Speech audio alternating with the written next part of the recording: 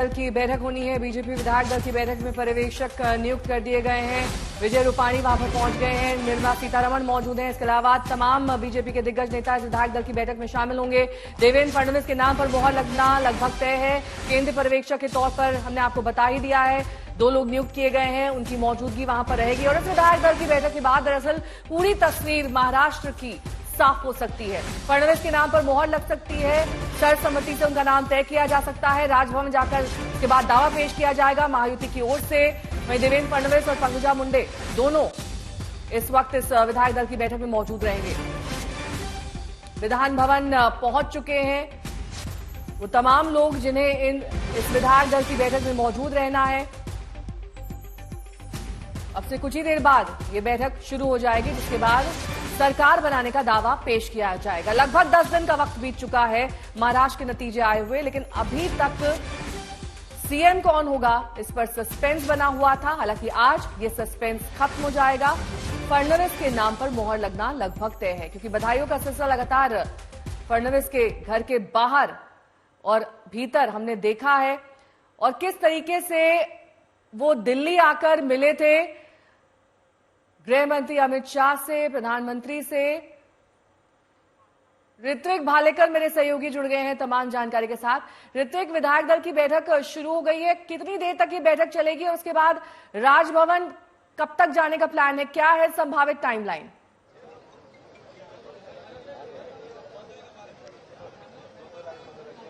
जी देखिए, महाराष्ट्र के विधान भवन में फिलहाल बीजेपी के राज्य के कोर कमेटी की बैठक शुरू हो चुकी है, और इस बैठक में जो केंद्र से पर्यवेक्षक नियुक्त किए गए हैं, निर्मला सीतारमण और विजय रूपाणी, वो दोनों भी शामिल हुए हैं।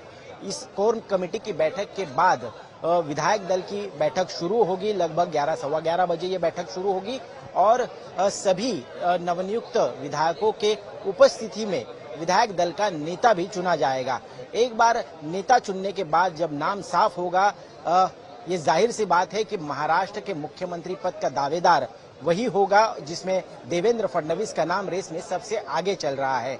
और इस बैठक के बाद जो लगभग एक औपचारिकता है, 15 से 20 मिनट की ये बैठक चलेगी, और इस बैठक के बाद दोपहर 3:30 बजे बताया जा रहा है कि देवेंद्र फडणवीस, एकनाथ शिंदे और अजित पवार, महायुति के तीनों प्रमुख नेता जो है वो इकट्ठा राजभवन जाएंगे और राज्यपाल के पास सत्ता स्थापन करने के लिए दावा करेंगे, पत्र देंगे। और ये पत्र देने के बाद फिर एक बार इन तीनों नेताओं में एक बैठक हो सकती है, क्योंकि कल मतलब 5 दिसंबर को शपथ ग्रहण समारोह होना है, और उससे पहले कौन से मंत्री, कितने मंत्री शपथ लेंगे, ये तय करना बाकी है, और उस पर चर्चा कर कल शपथ ग्रहण समारोह बड़ी धूमधाम से महाराष्ट्र में मुंबई में आजाद मैदान पर होगा।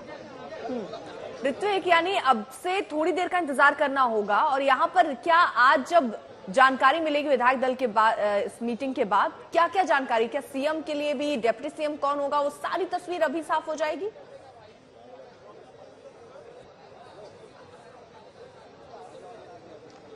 जी बिल्कुल, देखिए जैसे अब जहां यहाँ पर विधान भवन में सभी विधायक बीजेपी के जो पहुंच रहे थे, उसी के साथ कुछ छोटी पार्टीज है, जैसे रवि राणा जो अमरावती से चुनकर आते हैं, ऐसे कुछ विधायक भी यहाँ पर पहुंचे हुए हैं और इस विधायक दल की बैठक में शामिल होने वाले हैं।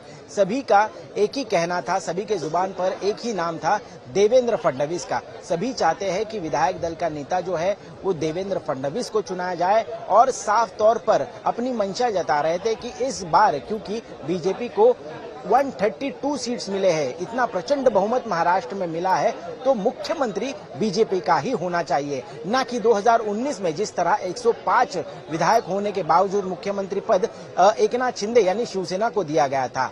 अब बीजेपी का मुख्यमंत्री होगा, ये लगभग तय हो चुका है, देवेंद्र फडणवीस ही नाम होगा, क्योंकि वो फ्रंट रनर है, और एक बार नाम घोषित करने के बाद जाहिर तौर पर वो मुख्यमंत्री पद के दावेदार भी कहलाए जाएंगे, और सत्ता स्थापन की प्रक्रिया भी शुरू होगी। आज ही मायावती दावा पेश कर सकती है सरकार बनाने का, क्योंकि सीएम और 2 डिप्टी सीएम कल शपथ ग्रहण समारोह में होंगे। और ऐसे में ऋत्विक, तमाम कयास विपक्षी पार्टियों की ओर से भी लगाए जा रहे थे। उनका ये कहना था कि बीजेपी की आदत रही है कि हमेशा एक सरप्राइज एलिमेंट लेकर आते हैं। क्या उस सरप्राइज एलिमेंट की अभी भी संभावना बनी हुई है या उसे नकारा जा सकता है?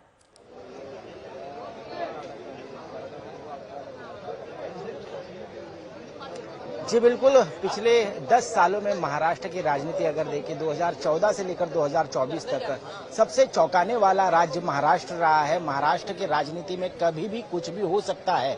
सरप्राइज एलिमेंट आज की इस विधायक दल की बैठक में देखने को मिलेगा या नहीं, तो इसकी गुंजाइश फिलहाल तो बहुत कम नजर आ रही है। क्योंकि आपको बता दें कि जैसे राजस्थान में या छत्तीसगढ़ में या गुजरात में एक सरप्राइज एलिमेंट के तौर पर नए चेहरे को मुख्यमंत्री पद पर बिठाया गया था, उस तरह की एक्सपेरिमेंट महाराष्ट्र में इसलिए नहीं हो सकती क्योंकि ये 3 प्रमुख पार्टियों का अलायंस यहाँ पर है। वहां पर जो अन्य राज्य है वहां पर बीजेपी अपने बलबूते पर बहुमत से सरकार बनाने में कामयाब हुई थी। लेकिन महाराष्ट्र में स्थिति ऐसी नहीं है, तो महाराष्ट्र में इस तरह के एक्सपेरिमेंट करने का स्कोप भी बहुत कम नजर आ रहा है। और क्योंकि देवेंद्र फडणवीस अनुभवी रहे हैं, मुख्यमंत्री के तौर पर उन्होंने काम किया है, एक सक्षम नेतृत्व है और तीनों पार्टी के प्रमुखों को वो इकट्ठा साथ में लेकर ये सरकार चला सकते हैं, ये विश्वास कई सारे विधायकों को और बीजेपी के आला कमान को भी है। और ऐसे हालात में देवेंद्र फडणवीस ही मुख्यमंत्री पद के दावेदार हो सकते हैं, ये लगभग अब तय माना जा रहा है। ऋतिक, क्या ऐसी सिचुएशन भी यहाँ आपको नजर आती है कि क्योंकि अभी तक इतना लंबा वक्त हो गया, मुख्यमंत्री कौन होगा यही साफ नहीं हो पा रहा, क्या शिंदे नाराज है नहीं नाराज है, इनसे बहुत सारा माहौल खराब हो रहा था। पोर्टफोलियो को लेकर बातें तय हो गई हैं या अभी प्राथमिक तौर पर यह तय किया गया है चलिए सीएम डिप्टी सीएम पर तस्वीर साफ करते हैं और आगे की बात फिर चलती रहेगी, या दोनों ही चीजें साफ हो गई है, समय इतना लगा तो?